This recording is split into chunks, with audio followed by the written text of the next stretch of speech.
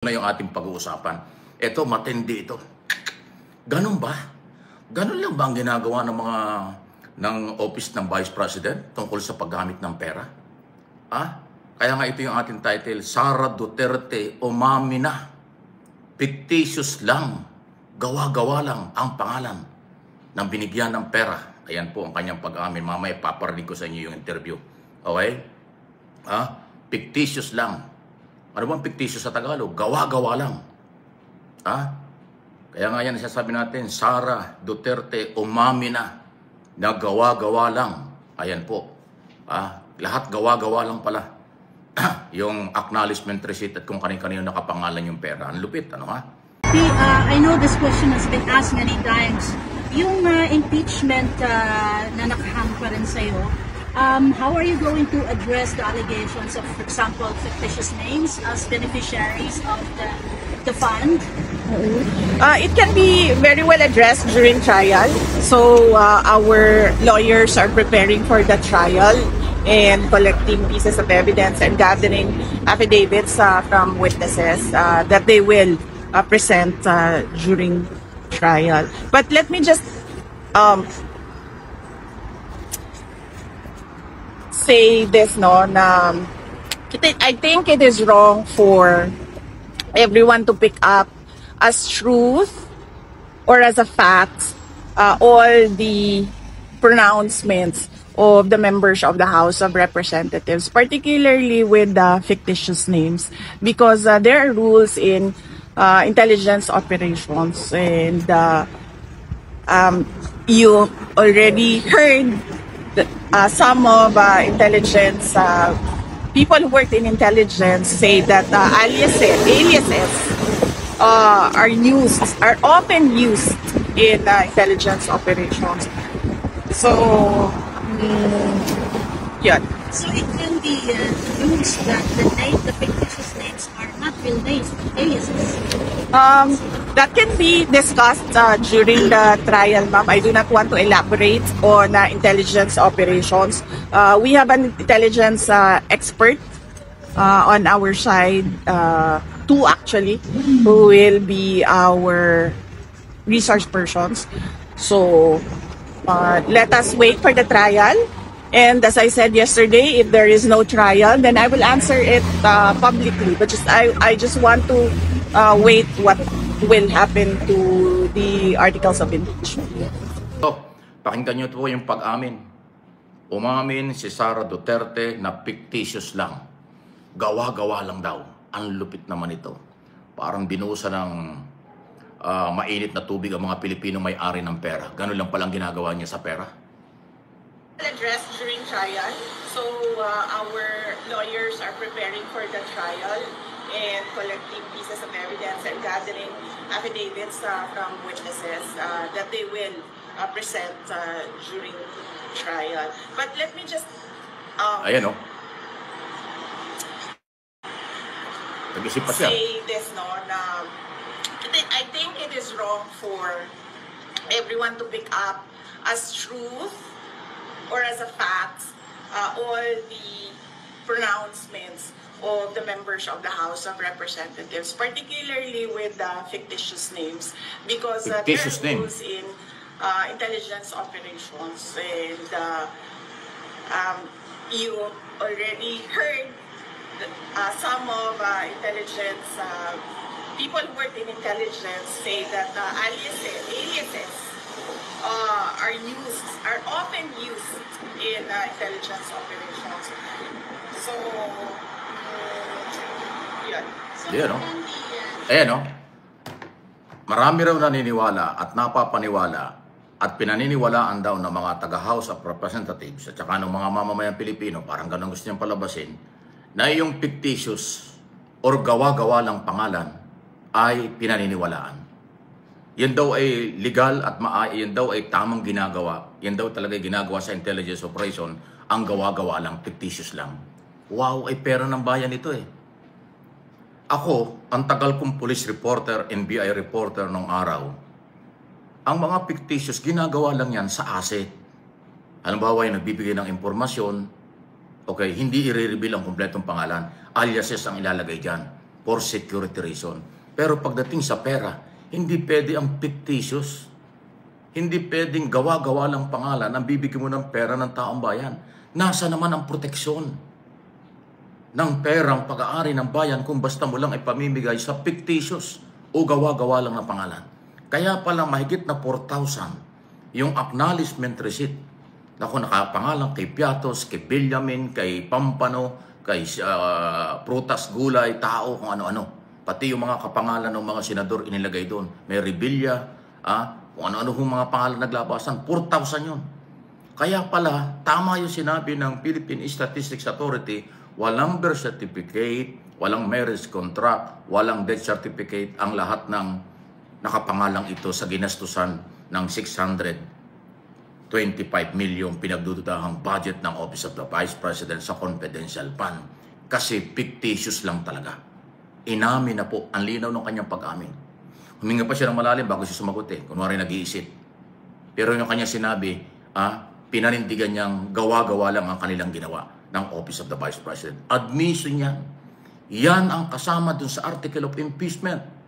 Grabbing corruption yun, paglulustay ng pera. Bakit ipamimigay mo ang pera sa mga fictitious name o gawa-gawa lang na pangalan? Ay malamang hindi talaga tao yun. Meron bang taong Pampano? Meron bang taong kung ano-ano mga nakalagay na prutas dun Tao yun, hindi nga tao. So sa ngayon sasabihin mo, legal yun. Base raw sa intelligence community or mga intelligence expert, legal lang daw gumamit ng fictitious niya. Kalokohan yun. So, eto na nga. So, kagabi po ay akin din po nga na topic. Ito pong patungkol sa sinasabing unmodified opinion na highest rating audit COA report daw po para sa OBP. So, ang mga DD sheet ay tuwan-tuwa po dahil sinasabi po nila na ito daw po ay pagpapatunay lamang na si BP Sara ay hindi po nangurakot, nagsukbet, nangupit, nagnakaw sa kaban ng bayan.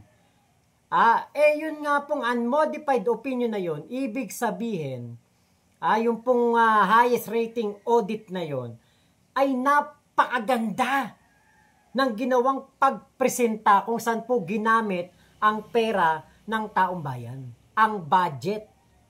Napakaganda ng pagkaka-bookkeeping, napakaganda ng pagkaka-audit, pero hindi po yun kasiguraduhan o isang garansya na wala pong pagnanakaw doon.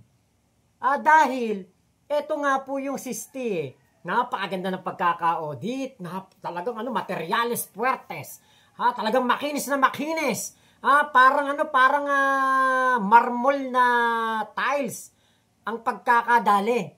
Talagang sobrang kintab. Napakaganda. Kaya lang po, ang masaklap, ito ay isang pagbabalat kayo. Sa likod ng napakagandang presentasyon na ito ng paggastos ng budget, may mga pangalan nga po na sinasabi na hindi nga po tunay. Doon pa lang sa sinabi ni Sara Duterte sa kanyang pag-amin na ito, ito lamang ay isang indikasyon na pumapayag ang isang Sara Duterte na magkaroon ng isang Mary Grace Piatos na bibigyan ng budget kahit po hindi ito tunay na pangalan. Ito'y pagpapatunay lamang na ang atin pong Vice Presidente ay wala pong pake kung maubos man ang pera ng taong bayan sa mga taong fictitious. Ikaw ba, pag inutusan ka ng nanay mo na mamalengke, binigyan ka ng 1,000, sinabi sa'yo, bumili ka ng sibuyas, bawang, patatas, suka, toyo. Tapos nung umuwi ka, ubos yung 1,000. Pero hindi ka nakabili ng toyo, hindi ka nakabili ng suka.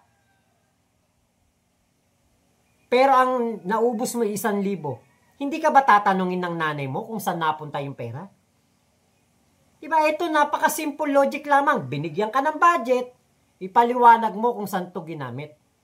Huwag kang magtago sa sinasabing eksperto, sa sinasabing intelligence, o intelligence expert na yan. Baka matagal nyo na ginagawa sa Davao yan. Kaya pala, bilyon-bilyon ang mga naging intelligence funds nyo dyan sa Davao na walang kumo-question. Dahil napakaganda siguro ng pagkaka-audit, napakaganda ng pagkaka-present kung saan ginastos ang pera ng Davao. Mukhang sanay na no? Sanay na si Sara sa paggamit ng intelligence funds. Mukhang kahit doon sa Davao, mukhang na-hustler na nila. Gandahan lang natin presentation na to. Hindi na tayo mabubuking. Kaya lang, iba na sa national. Diba? Eto nga po si Leni Robredo, wala po itong ginamit na intelligence fund noong siya vice-presidente. Wala po. Confidential and intelligence funds, wala. Bakit si Sara Duterte meron? Ang DepEd ay hindi po isang intelligence gathering agency. Pero bakit merong intelligence at confidential funds? At nagkaroon pa nga ng notice of disallowance na halagang 73 million noong 2022. Kaya nga pinapabalik yung pera. Tama, di ba? 3 consecutive years, talagang nabigyan po sila ng highest rating sa audit.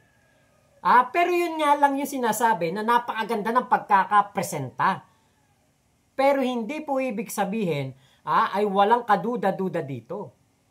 Dahil kahit naman sino yatang Pilipino, ipakita mo na ang pangalan na nakatanggap ng pera ay Mary Grace Piatos, Kokoy Villamin, Juan Miguel Uwishi, meron pang Pampano, sabi ni Sir Mike Abe, at mga prutas. Talagang magdududa. Kahit na ang pinakabobong tao, kapag nakita ang listahan na yan, talagang magdududa. Sino ba yung Mary Grace Piatos? Pangalan ng restaurant at pangalan ng chichirya? Pinagsama?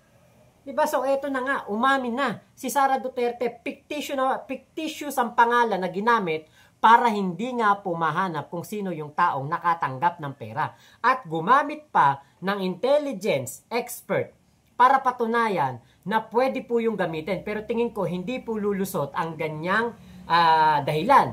Kasi, buti sana kung nanganganib buhay nung mga nagbibigay ng intelligence na yan. DepEd lang yan. Hindi po yan NBI, hindi po yan PNP, hindi po yan mga kumbaga intelligence gathering agency na ang mga magbibigay po ng mga Class A information ay pwedeng manganib ang buhay. Diba? Isa pa, DepEd yan Ba't kailangan ng intelligence at confidential funds? Bakit ngayon naman ng ating DepEd Secretary, si Senator Angara, hindi po kailangan o hindi po siya humingi ng kahit anuman lang na intelligence at confidential funds. Kahit 5 duleng, wala po. Mabubuhay naman pala ang DepEd, makakapag-transact naman pala ang DepEd, at kaya naman palang tumakbo ng DepEd nang wala pong confidential at intelligence fund. Bakit sa panahon ni Sara hindi kaya? Bakit kaya? Tapos ngayon, dahil nga po nagkakabukingan na dito po sa intelligence funds, eto pa po ang isa. Ngayon po, 2025, hindi po sila nag-request ng confidential at intelligence funds para sa 2026. Kaya naman pala Diba? Pwede naman palang walang confidential funds ang vice-presidente. Bakit nung 2022, 2023 at 2024 kailangan at pwedeng meron? Diba? Bakit po sila nagre-request nun? Okay lang sana kung talagang nagagamit sa maayos na paraan, kung talagang intelligence gathering ang purpose. Pero kung ang purpose ay mapagbigyan ang kapritsyo ng mga DepEd official, dahil nga po ito merong sobre na pinamimigay buwan-buwan at meron pong safe house na mga nagkakahalaga ng 1 milyon, nagkakahalaga ng 250,000, isang gabi, isang araw. Sus Mariosep, ano ba doorknob niyan? Ginto. Ano ang pagkain dyan? Kabyar? Wagyu? Ang sinigang ba dyan? Wagyu? Sinigang na wagyu ba ang pinapakain dyan? Naka-buffet ba yan? Mahal pa sa sa mga luxury buffet Diba? Ano yung mga pagkain dyan? Mga crabs, yung mga malalaking hipon, sugpo. Ganyan ba mga pagkain dyan? Kaya napakamahal, 250K isang araw, isang gabi. Diba? Kaya naman palang mabuhay ng walang confidential funds. Bakit simula nung mga naging mayor si Digong, hanggang naging mayor si Sara at naging presidente si Digong at naging vice-presidente si Sara, bakit napakaraming confidential funds ang nalustay ng pamilyang ito na walang kumukwestiyon?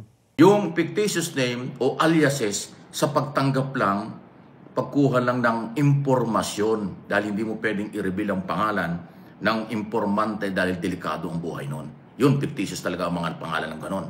Pero yung binigyan ng pera, hindi pwede ang gawa-gawa lang. Hindi pwede ang fictitious. O kayo mga taga-COA, papayag kayo niyan? Pag pumayag ang COA ng ganito ang sistema sa paggastos ng pera, kawawa po ang taong bayan. Anong proteksyon ng may-ari ng perang mamamayang Pilipino kung fictitious lang ang paggagamitan ang tao tapos okay na, aaproba na, wala na tayong reklamo? Abay, delikado yan.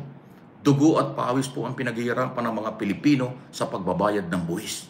Dapat yan protektado, dapat yan pinangangalagaan, dapat yan ay malinaw kung saan ginagastos. Huwag yung gawa-gawa lang, huwag yung fictitious lang. Di ba yun ang Tagalog ng fictitious? O ano bang Tagalog ng fictitious? Di ba gawa-gawa lang? Gawa-gawa lang yan ang tao. Yung pag-amin na ito, iyan na po ang article of impeachment. Isa dun sa 7 article of impeachment. Kasi yung 125 million na nagamit ng 11 days. Kaya naman pala naubos ng ganun kadali ang pera. Kasi fictitious lang ang mga pangalan. Oh my goodness. Only in the Philippines. Tapos ang sasabihin niya huwag kayong magpapaniwala sa House of Representatives at sa mga nagsasabi na pinatulan yung fictitious. Fictitious nga yun, gawa-gawa lang yun. Bakit nila pinatulan? Just imagine, ang pinag-uusapan dito, people's money. Pera ng mga Pilipino. Pera ng taong bayan. Ganon lang katinding lustayan ninyo. Tapos sasabihin nyo, legal yan. Normal yan. At yan daw ay paglalaban ng kanyang mga abogado. Base daw sa kanilang nalaman sa mga eksperto sa intelligence, okay daw yung gano'n. Aba, hindi pwede. Uy, kayong mga taga-COA at kayong mga senador, papayag ba kayo? Kasi pag pumayag kayo na pwede pala ang fictitious name sa paggamit ng pondo ng gobyerno, lalong lalala ang korupsyon. Lalong lalala ang korupsyon sa Pilipinas. Walang safeguard. Walang proteksyon. Fictitious lang, pwedeng gumastos ng daan-daang milyon. Wow! Kaya naman pala doon sa lumabas sa hearing, 1 million ang ginastos nila sa 4 na araw na safe house. Ang bayad. Grabe yun. Matindi pa sa 5-star hotel. 250,000 per night. In 4 nights. 1 million pesos.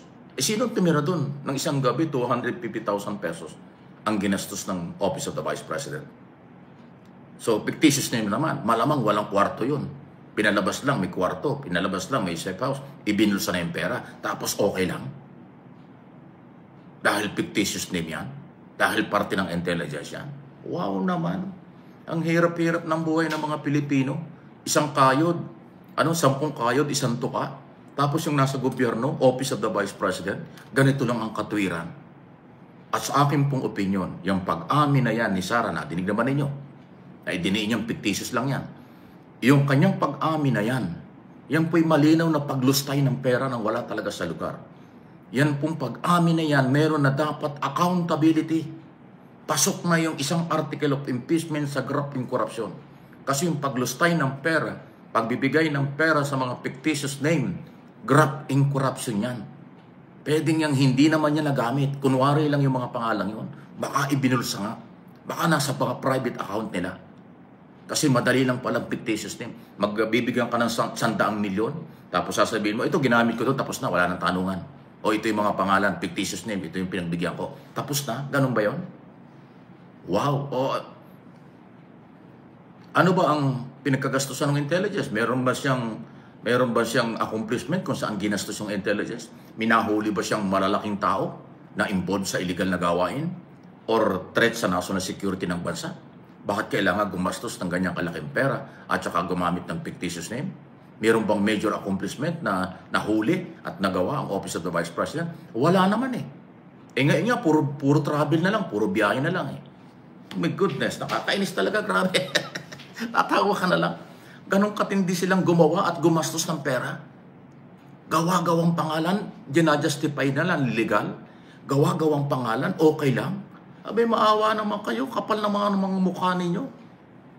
So ngayon, yung pagdududa nating lahat ng Pilipino sa buong mundo, kung saan ginamit ang pera, ayan. Alam at inamin. Inamin ni Inday. Nadinig ba ninyo? Baka yung ibang yung nakapanood. Hindi ba nyo nadinig ba ninyo yung pag-amin niya? Alina-alina ng pag-amin niya. Ito. Trial. But let me just ayan, oh. say this, no, na hindi ka pa nang malalim para magsalita. I think it is wrong for everyone to pick up as truth or as a fact all the pronouncements of the members of the House of Representatives, particularly with fictitious names, because there are rules in intelligence operations, and you already heard some of... Sinasabi niya, yung fictitious name na yan, meron daw rules sa intelligence operation na yan ay parang legal lang. Okay lang. Wow, anong klaseng, meron bang batas na gano'n? O kayo mga nasa intelligence operation, intelligence community ng ating buong gobyerno. Tama ba itong sinasabi ni Sara? Na legal lang yung fictitious name, gawa-gawa lang ng pangalan, na paggagamitan ng pera. Yan daw ay legal, yan daw ay nasa rules ng intelligence community. Totoo ba yun? Kung ganun, talagang lustay ng pera yan. Waldas ng pera yan. Kawawa naman ang nagbabayad ng buwis. Baka mga Pilipino hindi na magbayad ng buwis. Kung fictitious lang ang paggagamitan, fictitious lang ang mga pangalan ng panggagamitan ng intelligence community o ng ganyang klaseng pangalawa sa pinakamataas na opisyal ng pamahalaan, lustay ang dating. Sa aking pong opinion, interpretation, lustay yan, paglulustay, pagwasak ng pera, paggasta ng pera nang wala sa lugar. Kasi nga, fictitious name. Oh my goodness, Lord save the Philippines. Ang lupit niyan, okay? Tama po kayo, Sir Mike Abe, mas mahal pa sa 5-star hotel etong mga safe house na inupahan ni Sara Duterte para sa DepEd. Noon pong kino-question ang pera. Di ba, imagine niyo ganun kalaki ang gasta sa isang safe house. Imagine niyo po mga kababayan natin, sinasabi kawawa, nakatira sa barong-barong, hindi masagot ang kahirapan, hindi mapaganda ang buhay. Sinasabing ang ating Pangulong Bongbong Marcos ay walang kakayahan. Tapos ikaw, makita ka namin, isa kang vice-presidente, lumulustay ka ng 250,000 isang araw, isang gabi sa isang safe house. Ang lakas ng loob mong questionin ang Pangulong Bongbong Marcos, laitin ang ginagawang pagtulong ng mga nagtatrabaho sa Pangulo, simula sa ayuda ng Kongreso hanggang sa ginagawang mga proyekto ng Pangulong Bongbong Marcos. Puro ka pang lalait, puro ka pang mamaliit, pero ang ginagastos mo, milyong-milyong halaga para sa inyong sariling kapritsyo, para makapangulimbat kayo. Dito po sa pag-amin na to ni Sara Duterte, ito po'y katibayan lamang talaga na may paglulustay po sa bayan. Napakagaling po nung nag-interview na yon, nung nagtanong na yon. At kahit na ilang beses pong nag-deny na sumagot diyan si Sara Duterte, ay napasagot po ninyo si Sara diyan sa The Hague sa ICC Netherlands. Ngayon, nung nagkaroon po, nang lumabas po ang issue patungkol po dito sa 3 consecutive years na meron pong unmodified opinion na natanggap ang Office of the Vice President, highest rating daw po ito para sa isang ahensya ng gobyerno at nakuha yan ng OBP. Ito na po kagad ang sinabi ng mga DDS. Ayan, yan na kagad ang sinabi ng mga DDS. Babasahin ko po. Walang ginawang mali si Sara, sabi sa COA report. Ayan unmodified opinion na nakasulat, mga bobo kasi kayo. Yan po ang sinasabi dito sinasabi ng mga DDS. Napakarami, mapa vlogger, mapa mga supporter, mapa mga OFW supporter, mapa mga maisog supporter. Talaga pong yan na sinabi nila. malinis na malinis daw ang ating ang ating pangalawang pangulo. Kung talagang si Sara Duterte ay merong unmodified opinion at ito ay magiging batayan para masabing walang korupsyon na ginawa si Sara Duterte, bakit meron siyang notice of disallowance noong 2022? Bakit may pinapabalik na pera, 73 million pesos? Dahil hindi po maipaliwanag kung sino at saan ginastos yung pera. Maganda lang ang pagkakapresenta. Maayos na maayos ang pagkakabookkeeping. Nakalagay talaga, detalyado, ultimo 5. Nakalagay kung sino ang mga nakatanggap ng pera. Pero, anong tanungin? Kung sino binigyan ng gamot, binigyan ng reward, binigyan ng upuan, hindi na po maipaliwanag kung sino ang mga tao na ito. So, yung unmodified opinion o yung highest rating na ibinibigay ng COA, walang kwenta. Basura po ito. Kumpara po sa mga iba pang ahensya na kayang-kayang ipaliwanag kung sino ang nakatanggap ng pera, kung saan ito dinala, saan ginastos, at anong proyekto ng gobyerno ang nakinabang. Ngayon, ito nga po kasi, ay ginagamit po ngayon na, kumbaga, twist. Ginagamit po ito para po ipangligaw sa ating mga kababayan. Napakadelikado po nitong misinformation na ito. Alam niyo po kung bakit. Ito po. Ang paggamit ng technical na wika at audit reports bilang panangga ay hindi lang simpleng propaganda. Ito ay isang sophisticated na disinformation campaign na naglalayong i-twist ang kahulugan ng COA reports. Gamitin. Nawala. Okay, nawala. Gamitin po yung issue na yon para linisin kuno. Linisin kuno ang pangalan ni Sara Duterte, pero hindi po malilinis ng ganun lamang ang pangalan ng ating Vice Presidente. Gayong, yun nga pong notice of disallowance niya, hindi niya nga maipaliwanag eh. Eto. Nasaan ba? Nawala eh. Okay, ito pa. Gamitin ang unmodified opinion bilang smoke screen. Okay, i-deflect ang usapan mula sa tunay na issue ng korupsyon at irregularities. Magpalakas ng artificial support sa social media. Ayon kay dating COA Commissioner Heidi Mendoza, hanggang sa ngayon nga nakikita ko yung extent ng disinformation. I couldn't believe it. Pati yung audit report may twist, di ba? Saan ka nakakita nung ang unmodified opinion, ginawa nilang pananggalang na sinasabing itong si Sara Duterte ay walang kasalanan at yung impeachment trial ay dapat na daw pong ibasura dahil mismo COA report daw po ang nagpapatunay na malinis ang opisina ng Vice Presidente. Samantalang yun ngang unmodified opinion COA report na yun o highest rating na natanggap ng Office of the Vice President ay isa lamang rating yun para sabihin na napakaganda ng inyong presentasyon sa inyong audit. Pero hindi po yun pagpapatunay na yung pong mga nakalagay doong datos, pera, halaga, numero, ay accurate, tama. Kaya nako parang ano po talaga, parang alam niyo po itong mga tao na ito. Hindi po ito hindi po talaga sila kumbaga makakaalis sa paniniwala sa mga Duterte. Kumbaga lubog na lubog sila sa paniniwala sa mga Duterte, sa paghanga. Kasi nga, napakadali nilang utuin dahil nga po sa ganitong mga COA report, akala mo talaga napakalinis po ni Sara Duterte. Notice of disallowance, ano ito at bakit ito mahalaga? Ang notice of disallowance ay dokumentong inilalabas ng COA kapag may nakita silang transaksyon na irregular, unnecessary, excessive, extravagant at illegal. Kapag may disallowance, kailangan bayaran ng mga responsable ang halagang na disallow sa loob ng 6 na buwan. Ang notice na ito ay isang paraan para mapanagot ang mga opisyal na nag-approve ng mga questionable na gastos. Ano yung notice of disallowance ni Sara Duterte? Wala lang yon. Hindi na maibalik yung pera. Bakit? Naibayad na kay Kaufman. Naibayad na sa mga sa mga abogado ni Sara sa impeachment. 'Di ba? Sabi ni Sara, siya walang ginagawang masama. Sabi niya siya inosente. Pero nakita nyo ba ang abogado ni Sara Duterte? isa sa mga pinakamamahaling ano tawag dito, mga abogado, grupo ng mga abogado dito sa Pilipinas ang kanyang kinuha. Sabi nila wala silang pera, pero sa abogado pa lang ni Sara, sigurado ko milyon-milyon na ang inilabas diyan. Pera pa yung sa kaso ni Digong sa ICC.